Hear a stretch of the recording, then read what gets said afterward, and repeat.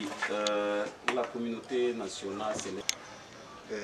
Merci d'abord d'être venu me voir et de me poser cette question qui, en fait, pour moi, je n'y verrai pas beaucoup d'importance. Je ne mettrai pas beaucoup d'importance. Vous savez, parfois, on parle trop chez nous, on chante, et on ne regarde pas les réalités du terrain. Mais tant mieux, je vais quand même dire quelque chose. Oui, c'est vrai, avancée il y a eu parce que la Constitution, elle est vaste et elle rencontre tous les secteurs de la vie. Et dire le contraire, ça serait un peu comme ne pas vivre sur cette terre. Et nous sommes aujourd'hui dans notre pays, nous vivons un nouveau régime en place. Et cela n'est autre que la conséquence d'une certaine avancée sur le plan démocratique dans notre pays, une avancée qu'on n'a pas trouvée dans d'autres pays.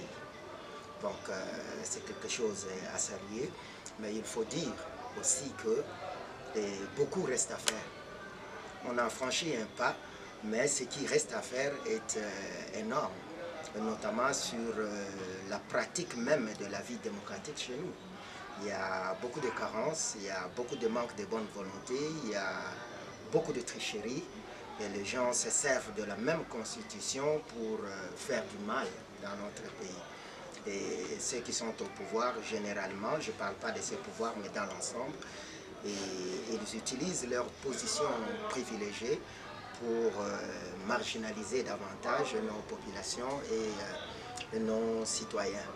Donc, nous pouvons dire que oui, démocratie, on est en marche chez nous, on est à l'école, comme on dit, de l'apprentissage de la démocratie. Elle n'est jamais totale, mais nous pensons que les choses vont évoluer dans un sens positif.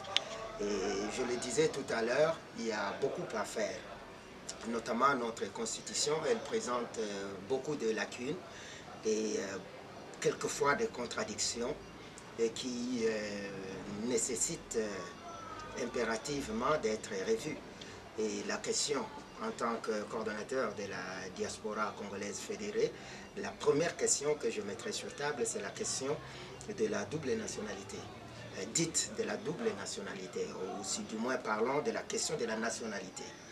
Et sur cette question qui a fait couler beaucoup d'encre et de salive dans notre pays, nous, au niveau de la DCFC, la diaspora congolaise fédérée, nous avons fait des propositions concrètes. Au pouvoir, depuis les concertations de 2013, nous avons plutôt parlé de l'irrévocabilité de la nationalité congolaise d'origine. Nos spécialistes du droit, qui pour certains ont contribué à la rédaction de la constitution actuelle au niveau de la Belgique et nous ont apporté beaucoup d'éclaircissements. C'est ainsi que nous nous sommes focalisés sur un aspect important, c'est celui de l'irrévocabilité de la nationalité congolaise d'origine. Si on privilégie cet aspect-là, nous pensons que cette question de la double nationalité pourrait facilement être gérée.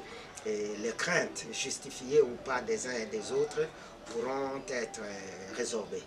Donc nous pensons que la Constitution doit être revue sur ce point-là. Il y a aussi un autre point important, notamment le point de l'élection du chef de l'État.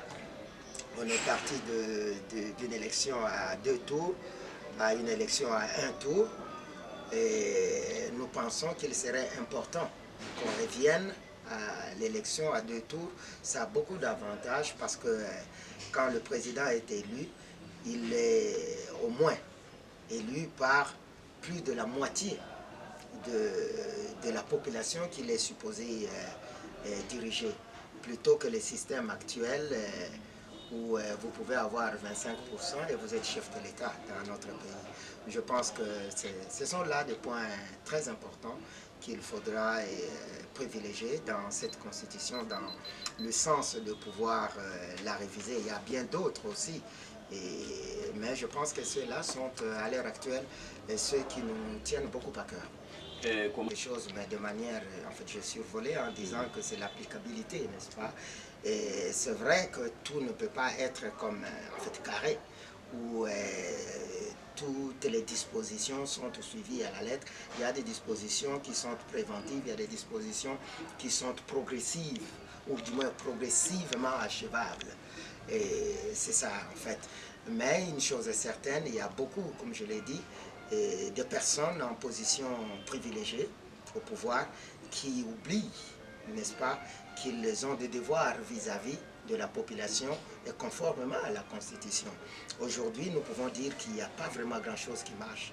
Le pays est en difficulté, il est vraiment en ce qu'on pouvait dire, ce qu'on pouvait appeler une pente assez glissante, où d'un moment à l'autre, ce n'est pas un souhait, au contraire d'ailleurs. Et j'encourage nos chefs, disons nos dirigeants à pouvoir y travailler. Mais sinon, d'un moment à l'autre, les gens peuvent s'énerver parce qu'ils n'ont pas eu d'eau, parce que leurs enfants n'ont pas pu aller à l'école. Oui, c'est vrai que nous avons la gratuité d'école aujourd'hui, et à la base, mais ça ne suffit pas. Et si ces parents-là ne peuvent pas nourrir leurs enfants, s'ils ne peuvent pas les vêtir, et après l'école primaire, ils doivent aller au secondaire, ils doivent aller à l'université, ça c'est un processus, certes. Mais les conditions de vie du Congolais aujourd'hui sont assez déplorables. Donc le chef de l'État, que nous saluons au passage, a du pain sur la planche. Il doit s'y mettre avec le gouvernement de la République et impliquer toutes les entités, les provinces et consorts, pour que la situation, de manière générale, du Congolais puisse évoluer. La multiplicité des partis politiques est constitutionnelle aussi. La Constitution ne limite pas le nombre de partis, ni les conditions. Bon, il y a certes des conditions pour créer un parti, mais ce que nous trouvons là, ce n'est pas seulement dans les chefs de politique, mais aussi des écoles. Il y a eu prolifération des écoles pour des raisons quelconques, mais il y a aussi autre chose, prolifération des églises et de tout ça. Donc, puisque la Constitution, d'une certaine manière, ne limite pas, n'encadre pas bien cette question-là ou ces questions-là, tout le monde pense qu'il peut se permettre de créer un parti. Il pense qu'il suffit de créer un parti, d'aligner quelques personnes derrière qui vont chanter avec des drapeaux ou des drapelets et consorts. Et puis on est remarqué par quelqu'un au sommet de l'État, on dit bon, et viens, et puis on va aller. C'est là où nous en arrivons à un élément important par rapport à nos recommandations. Moi je pense sincèrement que une disposition légale devait être prise interdisant formellement les dirigeants du pays, un ministre, un député ou quoi, lorsqu'ils sont dans les assemblées, par exemple, non pas dans les congrès, s'ils sont dans leur congrès du parti, c'est compréhensible. Mais lorsqu'ils vont en mission officielle, par exemple, je vois un ministre ou un chef de l'État qui débarque à Kasumbalesa ou qui débarque à Mweneditu ou que sais-je encore, et puis il y a les membres de son parti, il devient partisan. C'est-à-dire, c'est comme s'il est juste le président ou le ministre de ce groupe d'individus. Ils veulent faire une démonstration de force et ils se complaisent dans ça. Ça devient de la jouissance, que je dirais, inutile dans notre pays, de la distraction. Il veut juste démontrer qu'il a une popularité, mon Dieu. Mais la popularité, tu en fais quoi? La population est en train de souffrir et qu'on sort. Moi, je pense que si on pouvait prendre une disposition légale qui interdise formellement, complètement, qu'un chef de l'État ou un ministre ou un député, lorsqu'il descend quelque part dans un cadre officiel, qu'on l'accueille avec les drapeaux du Congo, s'il le faut.